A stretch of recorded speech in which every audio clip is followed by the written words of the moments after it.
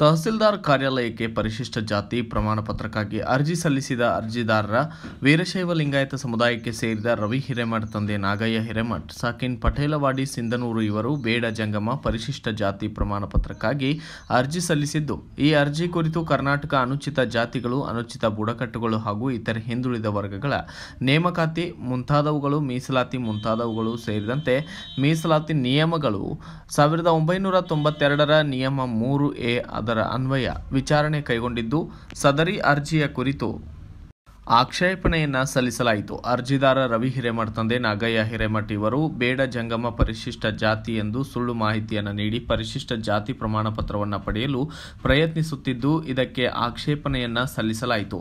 ವೀರಶೈವ ಲಿಂಗಾಯತ ಸಮುದಾಯಕ್ಕೆ ಸೇರಿದ ಅರ್ಜಿದಾರರು ಎಸ್ಸಿ ಪಟ್ಟಿಯಲ್ಲಿ ಬರುವ ಬೇಡ ಜಂಗಮ ಜಾತಿಗೆ ಅರ್ಜಿ ಸಲ್ಲಿಸಿದ್ದು, ಸಮಾಜ ಕಲ್ಯಾಣ ಇಲಾಖೆಯ ಕಾಲಕಾಲಕ್ಕೆ ಹೊರಡಿಸಿರುವ ಆದೇಶದ ಅನ್ವಯ ಎಸ್ಸಿ 101 ಜಾತಿಗಳಲ್ಲಿ ಬೇಡ ಜಂಗಮ, ಬುಡ್ಗ ಜಂಗಮ ನಿಜವಾದ ಅಲೆಮಾರಿ ಎಸ್ಸಿ ಸಮುದಾಯವಾಗಿದ್ದು, ಇದನ್ನು ಕಬಳಿಸುವ ಹುನ್ನಾರ ಅವರದ್ದಾಗಿದ್ದು, ಅರ್ಜಿದಾರರು ಸಮಾಜದಲ್ಲಿ ಆರ್ಥಿಕವಾಗಿ ಸದೃಢವಾಗಿದ್ದು, ಯಾವುದೇ ರೀತಿಯಲ್ಲೂ ಕೂಡ ಶೋಷಣೆಗೆ ಮತ್ತು ಬಹಿಷ್ಕಾರಕ್ಕೆ ಒಳಪಟ್ಟಿರುವುದಿಲ್ಲ. ಇವರು ಹಾಕಿದ ಅರ್ಜಿ ತಿರಸ್ಕರಿಸಬೇಕೆಂದು ಈ ಮೂಲಕ ತಮ್ಮಲ್ಲಿ ವಿನಂತಿಸಿಕೊಳ್ಳುತ್ತೇವೆ ಎಂದು ತಹಸೀಲ್ದಾರರಲ್ಲಿ ಮನವಿ ಮಾಡಿ, ಒಂದು ವೇಳೆ ಅಕ್ರಮವಾಗಿ ಬೇಡ ಜಂಗಮ ಪ್ರಮಾಣ ಪತ್ರ ಪಡೆದಲ್ಲಿ ಮತ್ತು ನೀಡದಿದ್ದಲ್ಲಿ ದಲಿತ ಪ್ರಗತಿಪರ ಮತ್ತು ಕರ್ನಾಟಕ ರಾಜ್ಯ ಅಲೆಮಾರಿ ಬುಡಕಟ್ಟು ಮಹಾಸಭಾದ ವತಿಯಿಂದ ರಾಜ್ಯದಾದ್ಯಂತ ಉಗ್ರ ಹೋರಾಟ ಮಾಡಬೇಕಾಗುತ್ತದೆ ಎಂದು ತಿಳಿಸಿದ್ದಾರೆ.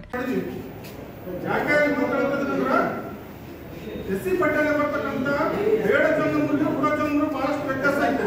ಅದು ಎಲ್ಲರೂ ಕೂಡ ಹೇಳ್ಯಾರ, ಅದ್ರ ಬಗ್ಗೆ ನಾನು ಮಾತಾಡೋಕೆ ಬಂದಿಲ್ಲ. ಯಾಕಂದ್ರೆ ಇದು ಕಾಲದಲ್ಲಿ ಮುಂದುವರಿಬಾರ್ದು ಮುಂದೆ. ಯಾಕಂದ್ರೆ ಯಾವುದೇ ತಹಸೀಲ್ದಾರ್ ಆಗಿರಲಿ, ಯಾವ ಕುಲಕರ್ಣಿ ಆಗಿರಲಿ, ಯಾವ ಊರಾಗ ಓಲೈಕಾರ ಅಂತ ಇರ್ತಾರೆ, ಯಾರೇ ಇರ್ತಾರೆ, ಅವ್ರ ಜೊತೆ ಮುಂಚೆ ಪರಿಶೀಲನೆ ಮಾಡಿ ಅಲ್ಲೇ ಬಿಟ್ಟರು.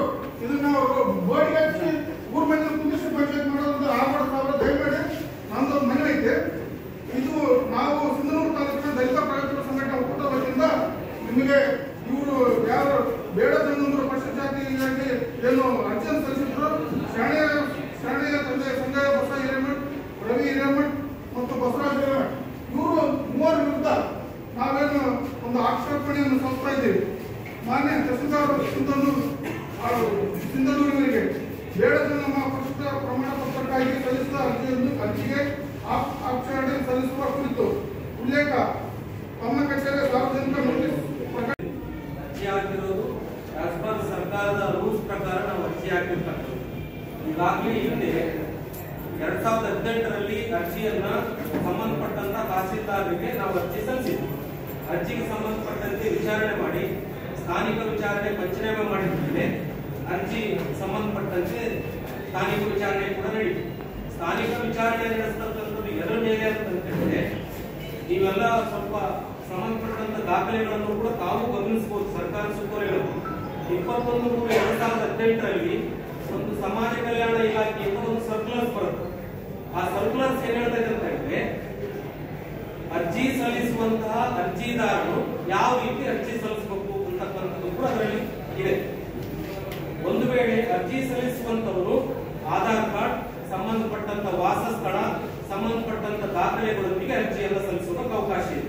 ಜೊತೆಗೆ ಕ್ಯಾಸ್ಟ್ ಸರ್ಟಿಫಿಕೇಟ್, ಇದು ಸಂಬಂಧಪಟ್ಟಂತ ಹಿಂದೆ ಕ್ಯಾಸ್ಟ್ ಸರ್ಟಿಫಿಕೇಟ್ ನೋಡಿದ್ರೆ ಅದನ್ನ ಅರ್ಜಿಯಲ್ಲಿ ಸಲ್ಲಿಸೋದಕ್ಕೆ ಅವಕಾಶವಿದೆ. ಅದರ ಜೊತೆಗೆ ಶಾಲಾ ದೃಢೀಕರಣ ಪ್ರಮಾಣ ಪತ್ರ ಅಂದ್ರೆ ಟಿಸಿನೂ ಕೂಡ ಅದರಲ್ಲಿ ಸಬ್ಮಿಟ್ ಮಾಡಕ್ಕೆ ಅವಕಾಶ ಇದೆ.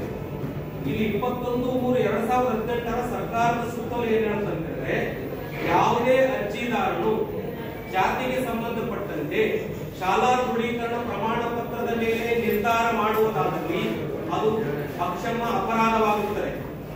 ಅಂದ್ರೆ ಶಾಲಾ ದೃಢೀಕರಣದಲ್ಲಿ ಉದಾಹರಣೆ, ನಾನು ನಮ್ದೆಲ್ಲ ಬೇಡ ಜಂಗಮಕ್ಕೆ ಶಾಲೆ ದೃಢೀಕರಣ ಇತ್ತಂದ್ರ ಅದ್ರ ಮೇಲೆ ತಹಸೀಲ್ದಾರರು ಜಾತಿ ಪ್ರಮಾಣ ಪತ್ರ ಇತ್ಯರ್ಥ ಮಾಡಿದ್ರೆ ಅದು ಅಪರಾಧ. ಅದನ್ನು ಮುಟ್ಟಾಕ್ತದೆ. ಏನ್ ಮಾಡ್ಬೇಕು ಅಂತ ಹೇಳ್ತಂದ್ರೆ, ಸ್ಥಳ ತನಿಖೆಯ ಆಧಾರದ ಮೇಲೆ ಜಾತಿ ಪ್ರಮಾಣ ಪತ್ರವನ್ನು ನಿರ್ಧರಿಸಬೇಕು ಅಂತ ಹೇಳಿ ಸ್ಥಳ ತನಿಖೆಯಿಂದ ನಿರ್ಧರಿಸೋದಕ್ಕೆ ಕೆಲವು ಮಾನದಂಡಗಳಿವೆ. ಏನ್ ಮಾನದಂಡಗಳಿವೆ? ಕಂದಾಯ ಇಲಾಖೆ ಯಾವ ನಿರ್ದೇಶನವನ್ನು ಹೊರಡಿಸೋದಕ್ಕೆ ಅವಕಾಶ ಇಲ್ಲ ಅಂತ ಹೇಳಿ 21/3/2018ರಲ್ಲಿ ಸರ್ಕ್ಯುಲರ್ ಇದೆ. ಹಾಗೆ ಜೊತೆಗೆ ಇಲ್ಲಿ 22/7/2022ರಲ್ಲಿ ಕೂಡ ಸಮಾಜ ಕಲ್ಯಾಣ ಇಲಾಖೆಯ ಸರ್ಕ್ಯುಲರ್ಸ್ ಕೂಡ ಇದೆ. ಆ ಸರ್ಕ್ಯುಲರ್ಸ್ ನಲ್ಲಿ ಏನ್ ಹೇಳ್ತದೆ ಅಂದ್ರೆ, 6ರಲ್ಲಿ ಆ ಸರ್ಕ್ಯುಲರ್ಗೆ ಸಂಬಂಧಪಟ್ಟಂತ ಕೆಲವು ಮಾಹಿತಿಗಳು ಇದರಲ್ಲಿ ಇವೆ. ತಮ್ಮ ಗಮನಕ್ಕೂ ಕೂಡ ತರ್ತೀನಿ ಮತ್ತು ಸಂಬಂಧಿಸಿರ್ತಕ್ಕಂಥ ತಕರಾರು ಸಲ್ಲಿಸತಕ್ಕಂಥ ಮಿತ್ರರಲ್ಲಿ ಕೂಡ ಇದನ್ನ ಅವ್ರ ಗಮನಕ್ಕೆ ತರ್ತೀನಿ. ನೆನಪಿರ್ತಕ್ಕಂಥ ಎಲ್ಲ ನನ್ನ ಬಂಧುಗಳೇ, ಹಾಗೂ ಅರ್ಜಿಯನ್ನು ಸಲ್ಲಿಸಿರ್ತಕ್ಕಂಥ ನನ್ನ ಮಿತ್ರರು, ಮಾನ್ಯ ತಹಸೀಲ್ದಾರ್ ಸಾಹೇಬರು ಫಸ್ಟು ಅರ್ಜಿನ ಅಕ್ಸೆಪ್ಟ್ ಮಾಡಕ್ಕೆ ಬರ್ತಿಲ್ಲ ಅಂತ ನೀವು ಪರಿಶೀಲನೆ ಮಾಡಿಕೊಳ್ಳಿ. ಯಾಕಂದ್ರೆ ಐ ಆಮ್ ಅಡ್ವೊಕೇಟ್, ಅದನ್ನು ನಾನು ನಿಮ್ಮನ್ನು ಪ್ರಸ್ತಾಪ ಮಾಡ್ತೀನಿ. ಅರ್ಜಿ ಯಾವುದೇ ವ್ಯಕ್ತಿ ತಾನು ಯಾವ ಜಾತಿ ಒಳಪಟ್ಟಿದ್ದೇನೆ ಅಂತ ಅದನ್ನು ಸಪೋರ್ಟಿಂಗ್ ಡಾಕ್ಯುಮೆಂಟ್ ತಗೊಳ್ತೀವಿ. ತಹಸೀಲ್ದಾರ್ ತಗೋಬೇಕಾದ್ರೆ ಫುಲ್ ಪೇಂಟಿಂಗ್ ಇದ್ದವರ ಅವ್ರು ಪರಿಶೀಲನೆ ಮಾಡಿ ಊರಲ್ಲಿ ಸೈನ್ ತಗೊಂಡು ಅವನು ಯಾವ ಜಾತಿ ಒಳಪಟ್ಟಿದ್ದಾನೆ ಆ ಜಾತಿ ಗೆಜೆಟ್ ನೋಟಿಫಿಕೇಶನ್ 101 ಜಾತಿ ಒಳಗಡೆ ಪರಿಶಿಷ್ಟ ಜಾತಿ ಆದರೆ 101 ಜಾತಿ ಒಳಗಡೆ ಆ ಒಂದು ಜಾತಿ ಬರ್ತದೆ ಇಲ್ಲ ಅಂತ ನೀವು ಅದನ್ನು ಮೊದಲು ಪರಿಶೀಲನೆ ಮಾಡಬೇಕು.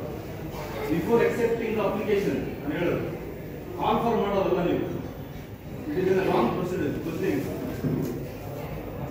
ನೀವು ಅಲ್ಲೇ ನೀವು ಫಿಲ್ಟರ್ ಮಾಡ್ಬೇಕನ್ನ ಅಕ್ಸೆಪ್ಟ್ ಆದ್ಮೇಲೆ ಕಾನ್ಫರ್ಮ್ ಮಾಡ್ತೀವಿ. ಡೆಫಿನೆಟ್ಲಿ ನಾವು ಅವಾಗ ಉತ್ತರ ಕೊಡಬಹುದು. ನಾನು ಹೇಳೋದು ನೀವು 101 ಜಾತಿ ಒಳಗಡೆ ಬಂದಿದೆ ಅವರದ್ದು ಜಾತಿ ಅನ್ನೋದು ನಿಮ್ಮ ಹತ್ರ ಏನಾದ್ರು ಆಧಾರ ಇತ್ತು ದಯವಿಟ್ಟು ಕೊಡಬೇಕು. ಇದು ನನ್ನ ಪ್ರಶ್ನೆ ಮಾನ್ಯ ನ್ಯಾಯಾಲಯ. ಒಂದು, ಈಗ ನೀವು ಯಾರು ಬಸವರಾಜ ರವಿ ಇನ್ನೊಬ್ರು ಯಾರು ಅವರು ಮುಂದೆ ಎಲಿಮೆಂಟ್ ಅಂತ ಹೇಳಿ ಅವರು ಐನರ್ ಜಾತಿ ಸೇರಿದ್ರು, ಅವ್ರು ಯಾರು ಜಂಗಮ ಜಾತಿ ಸೇರಿದ್ರು, ಅವ್ರದ್ದು ಬೇಡ ಜಂಗಮ ಜಾತಿಯ ಪ್ರಮಾಣ ಪತ್ರವನ್ನು ನಮಗೆ ಕೊಡ್ರಿ ಅಂತ ಹೇಳಿದ್ರು. ಬೇಡ ಜಂಗಮ ಅನ್ನೋದು ಪರಿಶಿಷ್ಟ ಜಾತಿ ಅಲ್ಲ ಅನ್ನೋದಕ್ಕೆ 2022ರಲ್ಲಿ ನಾವು ಅವ್ರು ಕೊಟ್ಟಿರೋದು ಗೆಜೆಟ್ ನೋಟಿಫಿಕೇಶನ್ ಇದೆ, ಅದನ್ನು ನಾನು ನೋಡ್ತಾ ಇದ್ದೆ. ಅದರಲ್ಲಿ 19 ಜಾತಿಗಳನ್ನು ಗುರುತಿಸಿದ್ದಾರೆ. 1 ರಿಂದ 19 ಜಾತಿಗಳು ಗುರುತಿಸಿದರೆ ಆ ಜಾತಿಗಳು ಯಾವ್ಯಾವ ಅಂತ ಹೇಳಿದ್ರೆ ವೀರಶೈವ ಕೂಡ ಒಕ್ಕಲ. ದಯವಿಟ್ಟು ಅದನ್ನ ಪರಿಶೀಲನೆ ಮಾಡಬೇಕು. ಇದು ಸರ್ಕಾರ ಮಾನ್ಯ ಕರ್ನಾಟಕ ಸರ್ಕಾರ ಹೊರಡಿಸಿದಂತ 2022ರ ನೋಟಿಫಿಕೇಶನ್ ಸರ್ಕಾರ ಬೇಡ ಜಂಗಮ ಸಮಾನಾರ್ಥಕ ಪದ ಬುಡಗ ಜಂಗಮ ಅವ್ರ ಮಾತೃಭಾಷೆ ಏನಂದ್ರೆ ತೆಲುಗು ಅಂತ ಕೇಳ್ತಾರೆ. ನೀನು ಗೆಜೆಟ್ ಏನ್ ಹೇಳ್ತದೆ ಕರ್ನಾಟಕ ಗೆಜೆಟ್ ಕನ್ನಡ ಅಂತ ಹೇಳೋದು. ಅದಕ್ಕೋಸ್ಕರ ಏನಂತ ಪರಿಶೀಲನೆ ಮಾಡಬೇಕು.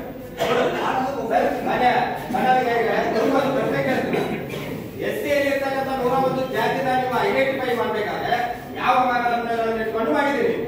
ಹಿಂದೆ ಏನಂತಾರೆ ಈ ಮನೆವಾದಿಗರಾಗಿರ್ಲಿ, ಗೋರಿ ಭಟ್ರಾಗಿರ್ಲಿ, ಲಮಣಿ ಆಗಿರ್ಲಿ, ಪರಸ ಆಗಿರ್ಲಿ, ಇವರೆಲ್ಲರಿಗೂ ಎಸ್ಸಿ ಪಟ್ಟಿಯಲ್ಲಿ ಸೇರಿಸಬೇಕಾದ್ರೆ ಮನೆಯಾಗ್ತಕ್ಕಂಥ ಮಾನದಂಡಗಳು ಏನ್ ಮಾನದಂಡ ಮಾಡಿದ್ದೀರಿ? ಸಾಮಾಜಿಕವಾಗಿ ನೋಡ್ತಾರ, ಆರ್ಥಿಕವಾಗಿ ನೋಡ್ತಾರ, ಶೈಕ್ಷಣಿಕವಾಗಿ ನೋಡ್ತಾರ, ಜೊತೆ ಏನಂದ್ರೆ ರಾಜಕೀಯವಾಗಿ ನೋಡ್ತಾರ. ನಾನು ಒಂದು ಉದಾಹರಣೆ ಕೇಳ್ತೇನಪ್ಪ. ಸಾಮಾಜಿಕವಾಗಿ ಹಿಂದುಳಿದಿರ್ತಕ್ಕಂಥವ್ರು ಜಾತಿ ಪಟ್ಟಿಯಲ್ಲಿ ಕೆಲಸದಲ್ಲಿರ್ತಕ್ಕಂಥವ್ರು ಸರ್ಕಾರದ ಸೌಲಭ್ಯಗಳನ್ನು ಪಡೆಯತಕ್ಕಂಥದ್ದು ರೂಢಿ. ಇದೆಲ್ಲ ಗೊತ್ತಾ? ಹಾಗಾದ್ರೆ ಸಾಮಾಜಿಕ ಸೌಲಭ್ಯದಿಂದ ವಂಚಿತರಾಗಿರ್ತಕ್ಕಂಥವ್ರು ಅಂದ್ರೆ ಏನು? ಸಾರ್ವಜನಿಕ ಸ್ಥಳಗಳಲ್ಲಿ ಮುಕ್ತವಾಗಿ ಏನಂತಾರೆ ತಿರುಗಾಡಂಗಿಲ್ಲ. ಹೌದಿಲ್ಲ? ಬಹಿಷ್ಕಾರ ಆಗಿರ್ಬೇಕು ಅವನಿಗೆ. ನಿಮ್ಮ ಮಹಿಳೆಗೆ ಎಂತ ಬಹಿಷ್ಕಾರ ಆಗಿದಾರ? ನೀವೆಂದಾದ್ರೂ ಒಂದಿನ ಏನಂತಾರೆ ಸಾರ್ವಜನಿಕ ಸ್ಥಳಗಳಲ್ಲಿ ಹೋಗಕ್ಕೆ ಮುಷ್ಕರ ಪಟ್ಟಿದ್ದೀರಾ? ಹೇಳಿ ನೀವು ಏನಂತಾರೆ ವಿದ್ಯಾವಂತರು ಇವತ್ತು ಕೋರ್ಟ್ ಮೆಟ್ಟಿಲುಗಳು ಹೋಗ್ತೀರಿ, ಯಾವುದೇ ಒಂದು ಆರ್ಡರ್ ತಗೊಂಡು ಧಾರ್ಮಿಕ ಏನಂದ್ರೆ ಗೌರ್ಮೆಂಟ್ ಇಲ್ಲ ಇದಿರ್ಬೇಕು. ಯಾವ್ದಾದ್ರು ಗುಡಿಗುಂಡಾರಗಳಲ್ಲಿ ಇನ್ನೇನು ಚಂಡಿ ಮುಗಿದ ಉದಾಹರಣೆ ಗುಡಿಗುಂಡಾರಕ್ಕ ಏನಂತಾರೆ ಹೋಗ್ಬೇಕಂತ ಹೋರಾಟ ಮಾಡಿದ ಇಲ್ಲ. ಈ ಸಂದರ್ಭದಲ್ಲಿ ಅಂಬ್ರೋಸ್ ಕೊಡ್ಲಿ, ಅಲ್ಲಮಪ್ರಭು ಪೂಜಾರ್, ಚಿನ್ನಪ್ಪ ಮೋತಿ ಮತ್ತು ಹುಸೇನಪ್ಪ ವಿಭೂತಿ ಸೇರಿದಂತೆ ಹನುಮಂತ ಗೋನವಾರ್, ಶೇಖರಪ್ಪ ದುಮುತಿ ವಕೀಲರು ಮತ್ತು ಇತರರು ಹಾಜರಿದ್ದರು. Bureau report, Basavaraj Bukkanahatti, BV5 news Kannada, Sindhanur.